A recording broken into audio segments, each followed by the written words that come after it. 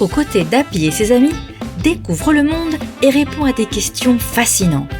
Pour ne rien manquer de leurs aventures, abonne-toi à notre chaîne YouTube en activant la cloche.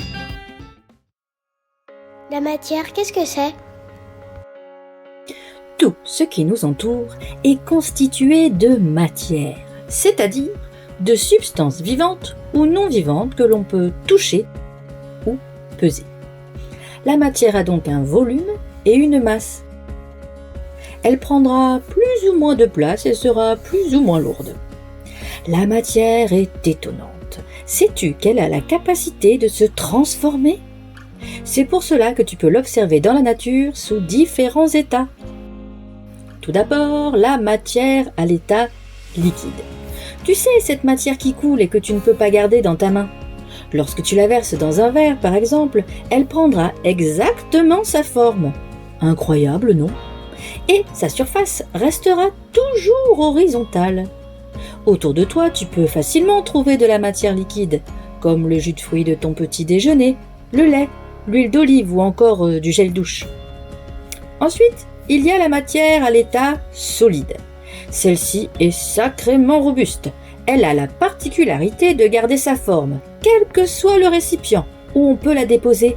Tu peux en trouver de toutes les tailles, comme un rocher, un glaçon ou encore des grains de sable.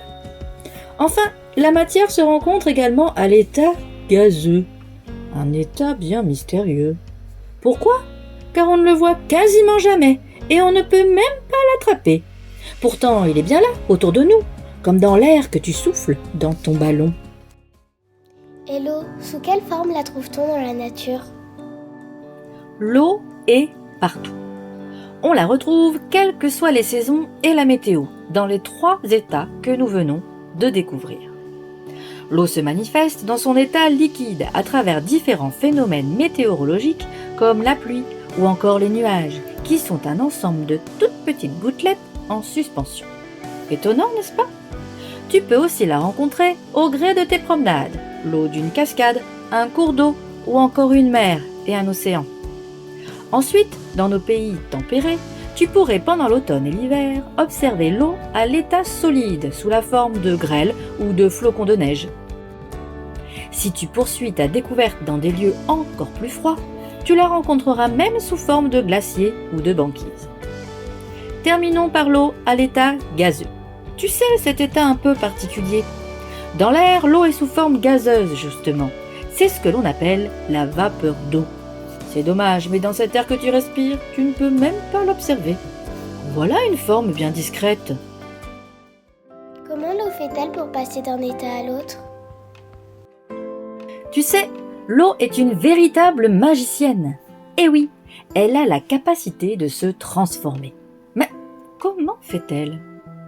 Imaginons tout d'abord que nous sommes en été. Tu as très chaud et tu souhaites rafraîchir ton jus de fruits avec des glaçons. Or, tu n'as que de l'eau à disposition. Comment peux-tu faire pour rendre ton eau solide ? En réalisant une solidification, bien sûr. Tu n'auras qu'à verser de l'eau liquide dans un bac à glaçons et la déposer dans ton congélateur. La température étant inférieure à 0 degré, l'eau se transforme en glace. Elle devient solide. C'est bien joli tout ça, mais tu te rends compte que tu as préparé beaucoup trop de glaçons. Tu souhaites les transformer à nouveau en eau liquide. Quelle technique vas-tu alors utiliser ? Celle de la fusion. Tu sais qu'en dessous de 0 degré, l'eau se solidifie. Donc, tu n'as qu'à l'exposer à une température supérieure à 0 degré pour la faire fondre et ainsi retrouver son état liquide. Allez hop, au soleil le bac à glaçons. Qu'en est-il du passage de l'eau liquide à l'état gazeux ? Comment la magie va-t-elle pouvoir de nouveau opérer ? Il s'agira encore ici de modifier la température de notre eau.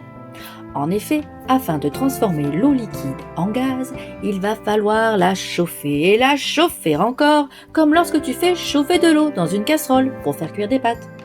Lorsque la température de l'eau atteint 100 degrés, elle commence à devenir de la vapeur d'eau. C'est la vaporisation. Comment faire maintenant pour retrouver de l'eau liquide avec cette vapeur d'eau fraîchement obtenue ?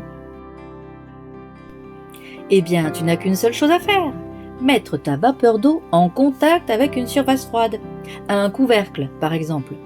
À son contact, la vapeur d'eau se transforme en petites gouttelettes d'eau. C'est la condensation.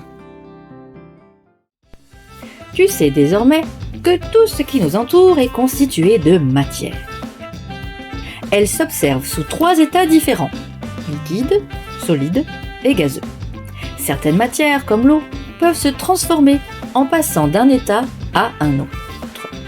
Tu as pu ainsi découvrir les phénomènes de solidification, fusion, vaporisation et condensation. Retrouvez-nous pour en savoir plus sur Questionner le monde en téléchargeant la séquence complète disponible avec cette vidéo et correspondant à votre niveau de classe.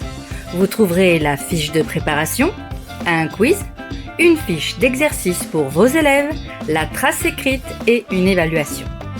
Utilisez les liens dans la description ou directement sur le site passeeducation.fr.